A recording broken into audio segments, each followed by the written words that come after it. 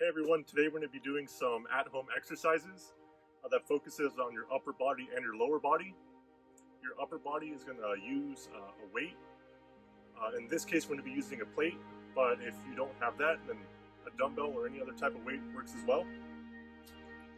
And so first, we're going to start off with the bicep curl using the plate. If you haven't done a dynamic warm-up, pause the video and please do that. If not, let's get into it. So first, you want to have your feet shoulder width apart. Then you're going to grab your plate. It's recommended to have it facing outward to have a better grip. You start at the lower position, and you got to make sure you have your chest up, knees slightly bent. And when you're raising, you have to make sure you're hinging by the elbow.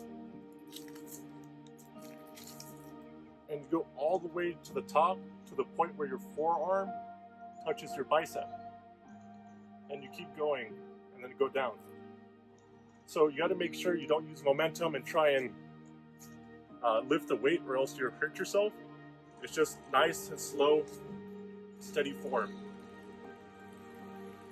You do a couple repetitions, and while you're doing this, you also have to make sure that your elbows stay close to your body. Next, we're going to be doing our side bending curls. Alright, next we're going to be doing our side bends. And this exercise targets your abs, your butts, your thigh, your lower back, and your triceps. So the way we actually do this exercise is we hold the plate like this on one side, our other hand is on our waist, and just lower and bend to the side as far as you can. And then hold for 1 or 2 seconds and come back up slowly. Also, I forgot to mention that feet are shoulder width apart. And you just do the exercise slowly.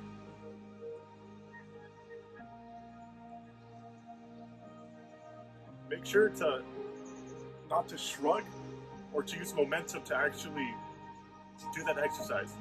And also remember to do the same amount of repetitions on your opposite side. So hands on your waist, bend to the left, and raise up. Make sure that you don't bend to the point where it hurts. It should not hurt, but it should feel a little bit discomforting. All right, next, we have our lateral raises. All right, next we're going to be getting into our lateral raises. This exercise focuses on your shoulders, your upper back, and your deltoids. So first, you want to get your plates or some dumbbells, keep them to your side, straight back, and as you're lifting your arms outwards, you want to have a slight bend in your arms. So something similar to this. Once your plate is parallel to the floor, that's when you go down. When you have to use your momentum to lift your arms, that means the weight is way too heavy for you and you need to drop weight. And you have to control movements. When you're up here, it's kind of good to squeeze your back to get a good exercise. So just do as many repetitions as you need. And then we'll be getting into our squat pulse.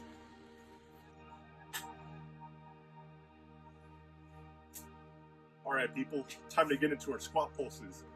For those of you, this is gonna be the most difficult exercise, and you're definitely gonna feel that burn in your quads, your hamstrings, and definitely your glutes.